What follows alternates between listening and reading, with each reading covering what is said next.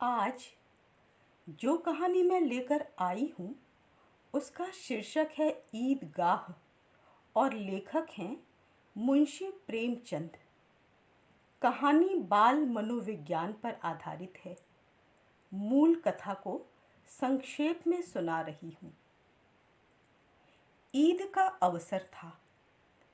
गांव में सभी लोग मेला देखने के लिए ईदगाह जाने की तैयारी कर रहे थे। किसी के कुर्ते में बटन न था तो वह पड़ोस के घर सुई धागा मांगने जा रहा था। कोई अपने कड़े हो चुके जूतों में तेल लगाकर उसे मुलायम तथा पहनने लायक बना रहा था। बड़े जल्दी जल्दी गृहस्थी का काम निपटा रहे थे। बच्चों को कोई काम तो न था, लेकिन वह अधिक जल्दी और उत्साह में थे। उन्हें इस बात का एहसास भी न था कि उनके अब्बा जान ईद के लिए पैसों का इंतज़ाम करने चौधरी कायम अली के घर दौड़े जा रहे हैं, और अगर चौधरी पैसे न दे तो उनकी ईद मनाने की तमन्ना धरी की धरी रह जाएगी, बल्कि यूं कहें कि ईद मुहर्रम में बदल जाएगी।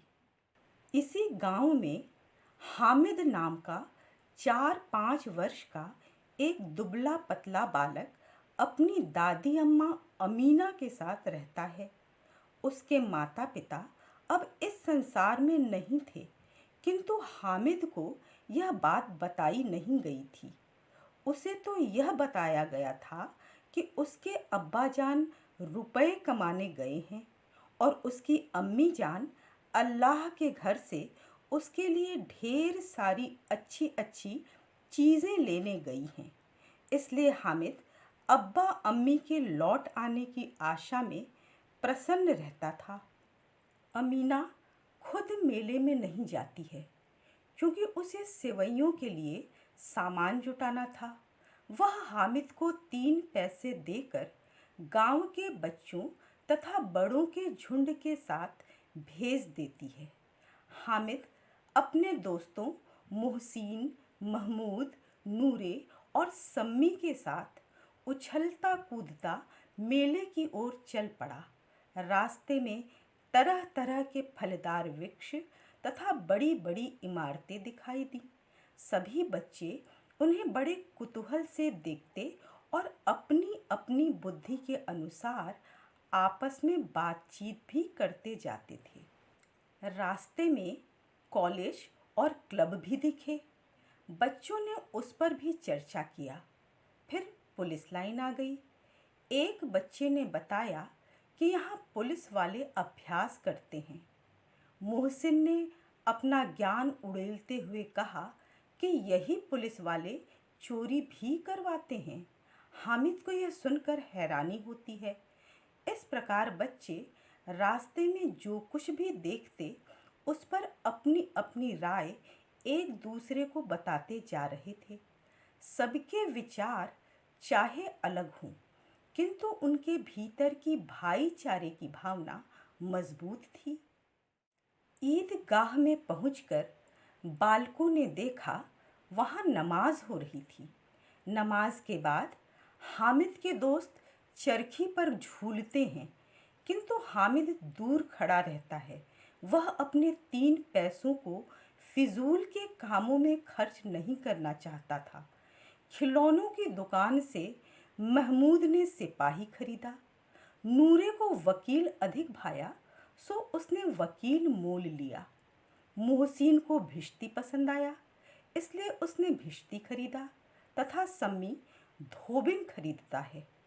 हामिद सबके खिलौनों की निंदा करता है, किंतु भीतर ही भीतर ललचाई नज़रों से उन खिलौनों को देखता भी जाता है।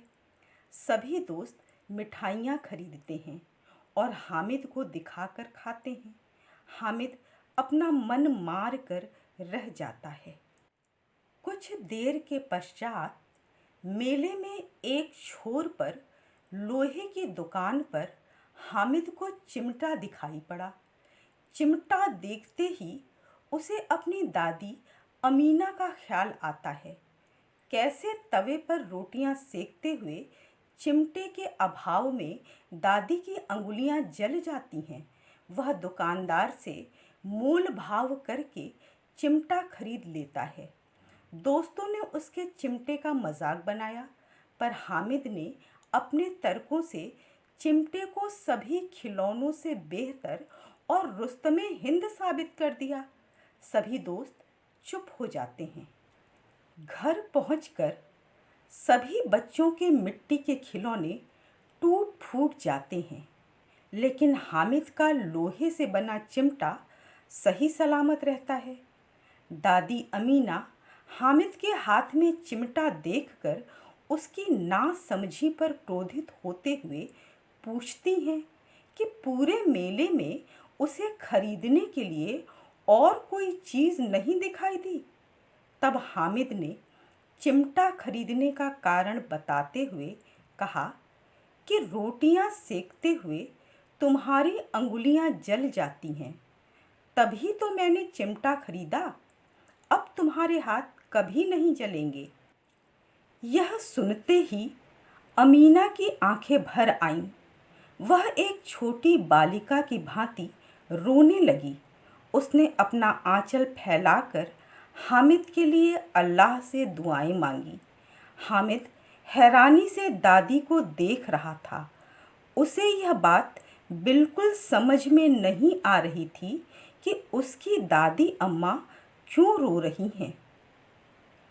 कहानी यह सिखाती है कि कम पैसों और सीमित साधनों का यदि हम समझदारी से उपयोग करें तो सुखी एवं प्रसन्न रह सकते हैं।